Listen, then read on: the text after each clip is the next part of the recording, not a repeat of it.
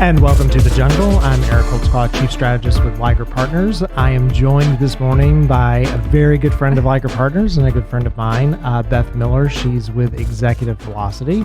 Executive Velocity can help your company make sure that you're both hiring people and cultivating them, moving them along. Mm-hmm. At some point, you do have to sell that nice little business that you've created, and how are you going to transition that out and make sure you have the right people in place? So thanks so much. Did I get that right? Close enough? You did. Okay. You did very well. Very concise. Yeah, well, I mean, you guys are helping us out, so it's been a great experience. So I thought this morning, kind of from a timely perspective, you know, the world changed a little this year. I keep calling it a little. Yeah.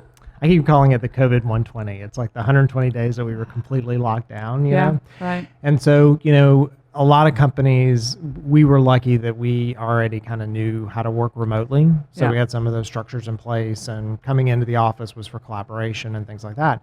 But you had a lot of companies that kind of went from, we were in the office one day to their plants are dying because they've not been back, right? Yeah, exactly. And so how are you seeing leaders, how do they deal with that? How do you go from in-person to remote so quickly? I think, you know, the first month I think was very chaotic. Yeah. A lot of, one of the companies I think about, it has, 150 employees, and nobody was working from home. Yeah. And, they had to get equipment and make sure their employees were able to work from home. But that's just one part. That's the, having the right tools in place, but yet the employees were also having a personal life that they were having to deal with. Mm-hmm. And there were all different scenarios. You had, the single moms that were dealing with kids at home and having to teach them as well as work. There was folks like myself who had a senior living with them, and the concern around, giving COVID to them. Right. So there was a lot of anxiety and fear, and there still is. And uncertainty, and people hate uncertainty. Totally, yes. yeah. So what I've seen over the last 6 months are those leaders who have embraced this, if you can call it that. Well, it's really your only choice, right? Exactly. Those that have been agile and really learn to pivot and make changes as they came, because they're constantly changing, right? And I think what they did was, one of the things was first to really use their emotional intelligence at a higher level than they had in the past. Those Zoom meetings, we've heard about Zoom fatigue. Yeah. They needed to figure out how to connect personally with their people first, and then focus on the results. Right. Pre-COVID, it was more, okay, what do we need to do? Let's get going and do it, right? Yeah. Now it's, hey, how are things going if they're still at home? Mm-hmm. And there are some that are still at home. And I work in the small to mid-sized companies. Right. I don't work with the Coca-Colas and the Googles of the world. Google, I think, is one of those companies that said, we're not going back to work until, next summer, kind of thing, right? Right. But the smaller companies don't have that advantage. They need to have a little more control over what is going on. Yeah. So what I'm seeing now is we're into, 6 months? I'm guessing, yeah. Mm-hmm. 6, 7, 20, 5, right, something like that. I have no idea. Seems like forever. Yeah. Is that there is a pace and consistency around communications, more so than there was before, especially if you're dealing in a hybrid situation like you folks are, right? Where you're in the office for certain days, certain teams meet on certain days, and so you're keeping that socially distanced atmosphere, but you're not all together at once, right? Yeah. And so there's that hybrid, and you need, as a leader, to be able to communicate not just to the team, but individuals on a more regular basis. Yeah. you really need to be checking in with them, not on a micromanage aspect, but more on a, hey, how are you doing? Yeah, and we've lost I'm going to coin a phrase here, forced informality. Yes. So, which is you're walking around the office and hey, how was your weekend? And, right. Oh, I'm getting some food. You want something, whatever. And none of that was going on. No. Like we were all stuck. So exactly. How do you then recreate that? You have to really have forced informality. You got to figure out a way to kind of just. So there is one way. Okay, nice.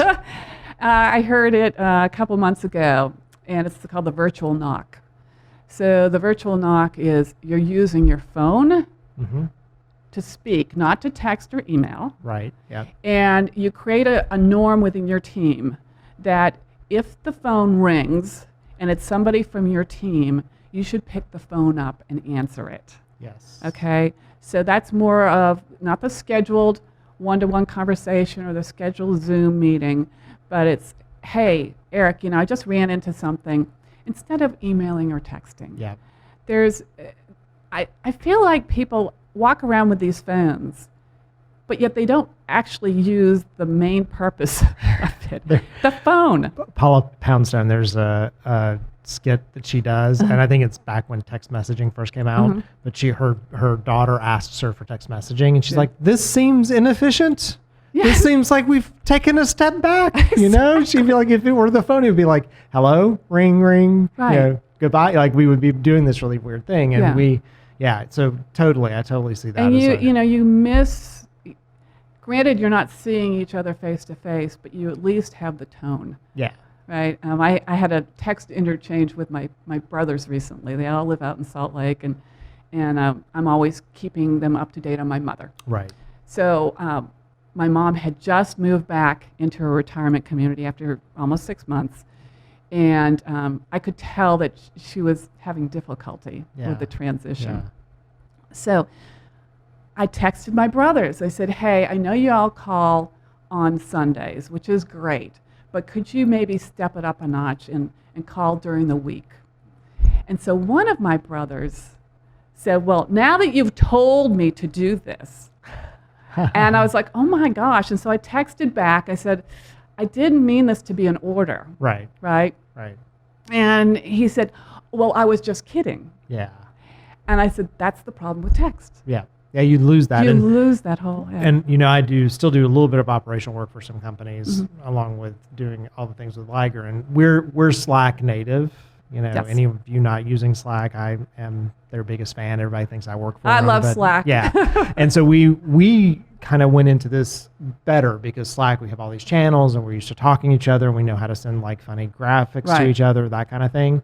The other company I was working with had just started using it. And I think Slack caused more issues for them because there was a lot of that tonality.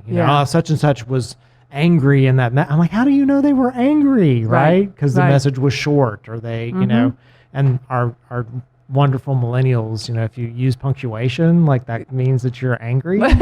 So these are things I didn't know. Yeah, so, right. So don't put a period at the end of anything. That means that you are unhappy. So yeah, but I love the idea of like if somebody calls you, because that's such a rare thing to do anyway, right? So like if I call, pick up the phone. Exactly. Yeah. Nice.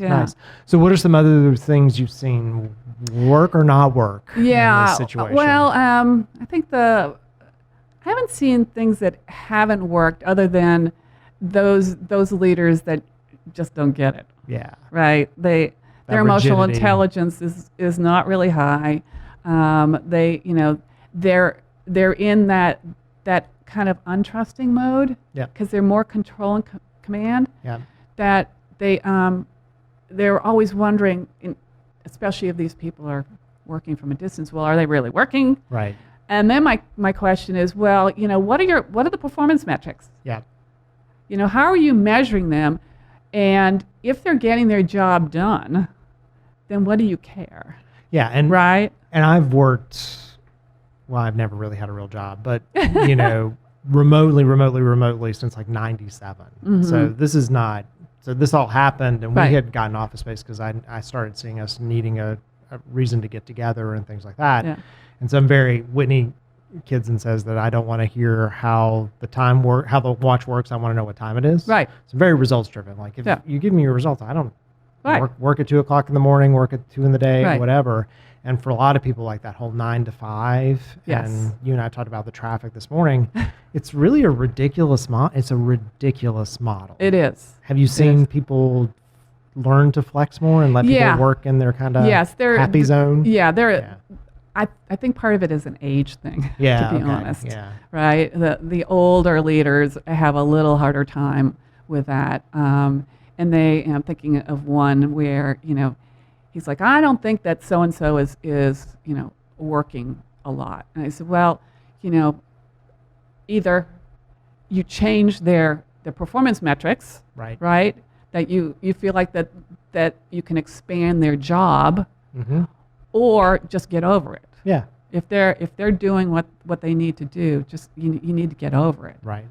So. Yeah, it's such it's always, because I also know for myself, like I know we're sitting here at 8 something in the morning. Really don't think any meeting should be before 10. I just don't like before 10. Right, Isaac? Well, Isaac, you're not a before 10 kind of person, are you? Did I make you get up early? No. We run the jungle at 8 o'clock in the morning. I'm here, right? And I'm up most days, and I'm doing things before 10. It's just 10 o'clock's like right about this time. The coffee's hitting. It's a good time for a meeting, whatever. But I'll run until 11, 12 o'clock at night, no problem. And there are other people that like 7 or 8, they're just done. Yes. Like, don't ask them anything.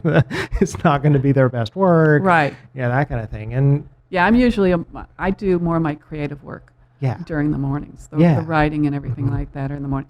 And then the kind of the mundane things, I leave for the afternoon. Yeah, what's interesting is my best writing is first thing in the morning, or if I wake up with insomnia, which is crazy. And so you're a little young for insomnia. Oh no, I have insomnia. It's like runs in my family in a way that's like we just like rattle around the house at 2 in the morning. So letting people kind of be within that, because this 9 to 5 goes back to manufacturing. It goes back to 24-hour, being able to keep a factory up and running, and when lights would be, and that's ridiculous. We use our brains. Farming. Yeah, farming, that kind of stuff. Get up when the sun gets up, you get up kind of thing. Yeah, so as much, for blue collar or understanding if it's a manufacturing, that makes sense. But if your workers if you're a knowledge workers, just exactly. Let them be. Yeah. They're going to stay longer. They're going to enjoy it, the Yes. job better. Yeah. They're going to get better work. Mm-hmm. And I have people who purposefully will sign out of all the channels because they're doing creative work. So they don't want to be distracted. Yeah, I can't use that as a metric to be like, oh, that guy's not working or she isn't doing her things, because that may be the time they're doing their best to work. be really focused. Yes. Right. Yeah, because I've seen the jokes of people talking about like signing in and be like, I'm at my desk, 9 o'clock, and then, but they'll walk out at 5. Yes. They're going to walk out at 5. Right. Okay. So all that's good, right? Like, we shouldn't micromanage. I like the idea of sort of that forced informality. Mm-hmm. What are some other things that you're seeing that, because this structure is just so different. Like if you think top, like what about employees? Like what are the things that they need to reach out more? I think early on I was talking to one leader, and they embraced a lot of the social means of connecting, because they felt like that was really missing, right, and that can be done in a lot of ways. I was doing some research for a blog. And there was one staffing agency that had documented the last 5 months of what kind of activities they did. And they put it actually out on their website as a means to show prospective candidates. Yeah. This is what we do. And it was anything from a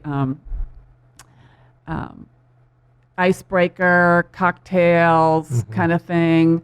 There was one where it was a scavenger hunt. Yeah. In your house. I'll have to find that list. April does our sort of like thing. I can. Yeah, I'm sure I can. I'm sure I've got it somewhere each week. Yeah. It's actually in one of my blog things. Yeah. I don't know if it's been posted yet, but yeah. Yeah. So there's part of that's your culture too, right? If you've got that fun culture, you're going to be looking for that. Yeah. Those kinds of opportunities. And book build clubs. Yeah. And I know you all do book clubs, right? Yes, the ladies of Liger. Right. The lads of Liger have to figure something That's out. Right, but exactly. Yes. We haven't gotten there yet. Yeah. But they do. And then each week we have this purposeful time where we do some kind of getting to know each other activity or whatever, and there's no other agenda than that. Right. Like, learn something kind of interesting or surprising, or Right. get people to answer a trivia question. Like or somebody whatever. who's an insomniac. Yes. Right? Which one of us is an insomniac? Yes. Something I've learned from you today. That's right. And so, okay, good. So there's still a lot of people who are unemployed. I was on a thing a week ago or so, and 40 or 50 people, sort of in that white collar space. Yeah. What should they be doing now? In preparation for either finding something or. Well, baseline, I believe they should be having some sort of routine every day. Yeah. Yeah. I mean, when COVID hit, my business dried up. Yeah. For the most part. Right. But I was very purposeful of keeping a schedule. Yeah.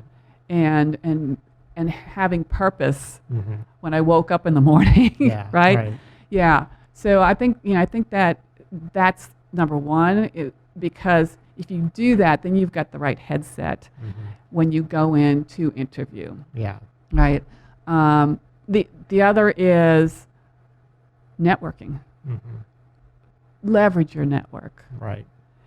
I think the people that have the hardest time with that kind of networking are individuals that have been working in big corporations Absolutely. for a long time, and they've never developed a network outside of their company. I'm always amazed because we do work with those size companies, and we'll start to work with an individual, and I'll go look up like their LinkedIn profile or something, and they've got 30 people, and they're still not even, there's not a face picture, there's nothing, they've done nothing to like foster that. Right. And many of the people that had been at the company, like I was with this company for 15 years, or I was with this company for 20, that type of thing, and now they need to figure out how to connect with people, and it's a real challenge. Yeah, it is a challenge. Yeah, in fact, I got a call from somebody, or email, from somebody I hadn't seen in close to 20 years. Yeah. CFO, who was out of work, and he said, I'm reconnecting with people. I'm like, I know. It's a tough one. Yeah. It's a tough one. Exactly. And thinking in that kind of, because it has been interesting. I saw a stat the other day that this has been a period of time where people have started businesses again. Yes. And so during the 2001 period of time, literally I knew that, so I was working for a startup out of Silicon Valley, and they were already on the way. They had already suffered the .bomb and whatever, and then 9/11 happened. That's right. My job was 150,000 miles a year traveling around to customers and things like that, right? And so I knew I was going, right? Yeah. And so my joke is I told people I had enough money saved for 18 months of like being out, because a lot of the people that were in my industry were out of work for that period of time, or I had 6 months if I started a company. And so I started a company. That's the smartest thing to do, right? Well, when you're young, right? Oh, you can anytime. Anytime. Yeah. My business partner then was 65. Yeah. So, Right, exactly. Yeah. Well, part of that is your risk tolerance, right? Yeah, true. I mean, a lot of those folks that work in larger companies are very low risk tolerance. Yeah, absolutely. I mean, I think about one of my brothers who's worked for a big bank for years. Yeah.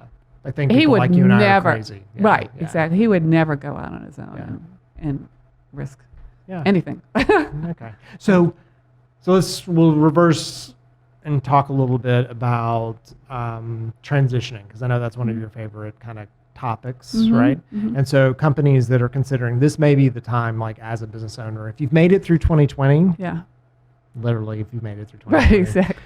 You may be like, I'm never doing this again. Right, yeah. I'm ready to I'm exhausted. We were talking before, buy the RV, go on the trip. Yeah. So if I am that leader and I have decided that 2020 has taken 20 years off my life and I am ready to like hand the reins over, but maybe I haven't started that process. Like how do I start that? Like, what does that look like? How do I work that out? Well, first of all, if you haven't started it, it's going to take 3 or 4 years to be ready, where you've got the right people in place and feel confident enough to become replaceable. Yeah. And that means taking a look around and determining who has the potential to not only take your position, but who has the potential to backfill that person. Right. Mm-hmm. So it's more of an organizational succession plan that you need to be looking at. And the bigger the company, the more complex that obviously gets. Mm-hmm. If you're working with 30 employees, well, you only have 30 people to evaluate. Right. Yeah. And if you don't think there's anyone to take your position, you need to be hiring better. Yes, exactly. I've seen a number of situations where the business owner got to a point where they're like, "Hey, I want to hire the president." Right? Because I know there's nobody in line that can take my position.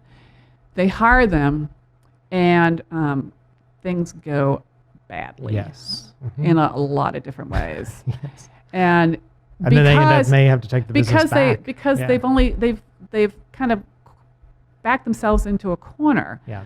Where they want to leave now. Right. And it's like, but you can't. Yeah. There's got to be a transition there. Yeah. I think that there's a couple mistakes that smaller businesses make when it comes to succession planning.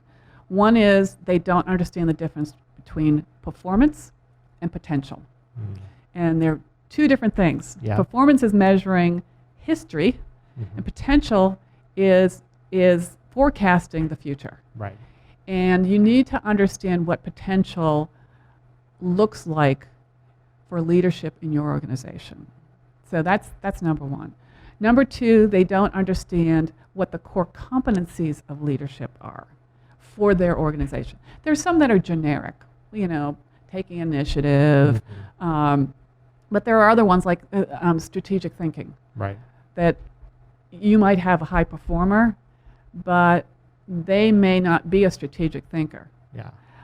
That doesn't mean they can't become one, but you've got to create a development plan. Yeah. So you've got to understand the gaps. So you can teach strategic thinking? You can, to a certain degree. Yeah. There's a wide girth there of what strategic thinking is. Yeah, and as a strategic thinker, because really and honestly, I think that's all I do. Right? I'm like playing chess constantly. Yes. I think strategic thinkers think everyone thinks strategically, right, and they already see the plan, and that it's a challenge. Right. It really is a challenge. Yes. I'm always like, we're obviously doing this, right? Right. And that impacts your communication. Yeah, absolutely. Right? Oh yeah. There's like, my wife will say, you will start a sentence mid, like you've already been thinking about something, and then you'll say something, and I'm like, okay, could you tell me what you were thinking about? But part of that is your pace too. Right. Yeah. Right. That you've thought half of it through, and you're going to finish it in verbally. Right. Yeah. And like, I do that too. Yeah. My husband's like, what are you talking about? Yeah.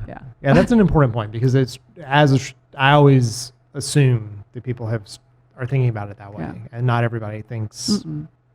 That's where assessments are very helpful. Yes. You're a big proponent. Yes, and I am. Those have been very helpful for us. Yes, to understand kind of how not people just fit.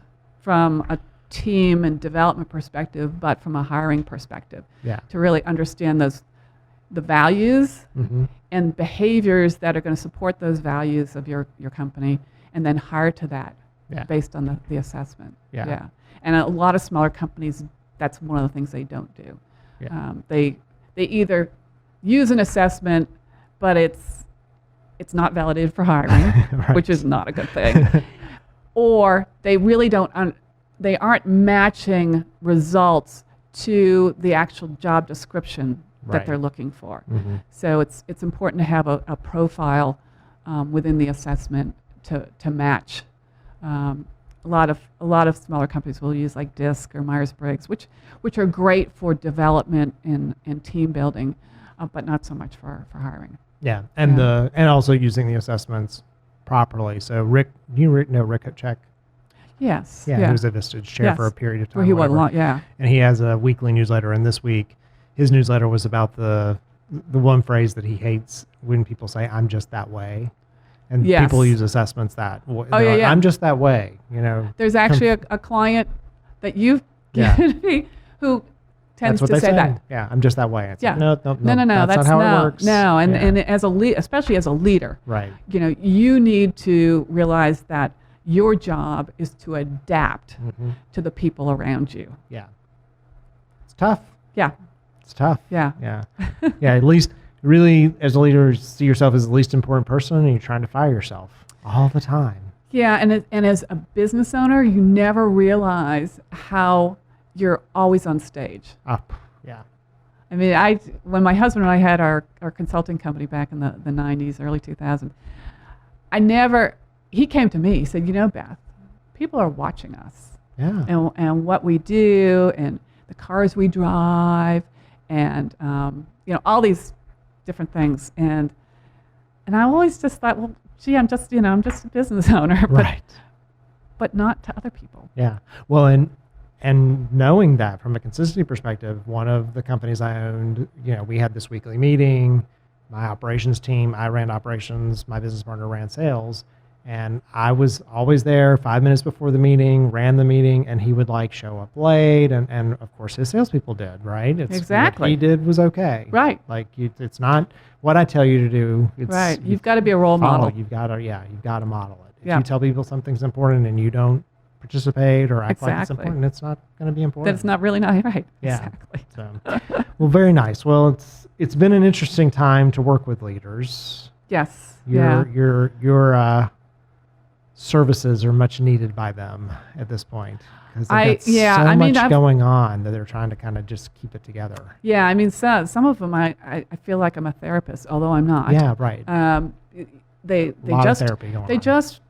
just need somebody to talk to. Yeah. And especially when they feel stuck in some area, and I get to ask the stupid questions that they haven't thought about. Mm-hmm. And it gives me joy when there's that light bulb that goes off. It's like, yeah, you're right. I never thought of it that way. Well, and it is just even asking the stupid question, because if you're running a company, there are not a lot of people who are going to do that. Right. They're going to say, well, how's that working for you? Right. Or, exactly. Yeah. And generally they're not working with their spouse or partner. Yeah. So they have nobody to talk to that really understands. And, because I've owned a business, I've gone through a lot of things that they're going through. Although I'm glad I don't have a business now with employees. It's just it'd be very stressful. Yeah, it's like the stretchy doll that the one that pulls the guy that. And leaders and it's such an interesting, regardless of your political leaning, I've discussed a lot about how much of this has fallen on the business leaders' shoulders. Yes. Like the employees have looked to them. Right. I kept being asked in the first 30 days stuff, and I'm like, I promise you I'm not holding back anything, and I promise you I don't know anything. Right. Till we hear good news, we're just going to Transparency is really important. Yeah. Right. I talked about that earlier in the pandemic with leaders. Be really transparent with your employees because they're going to fill the gaps in. Right. Right. Yeah. And it'll be with the wrong stuff. Yeah. So tell them as much as you know. Right. And let them know also that you have Plan B and C. Right. That these are the things. For instance, we're moving into the flu season, and the cases are upticking. Well, at what point do we have to shift the way we work? Right. What are the metrics? Yeah.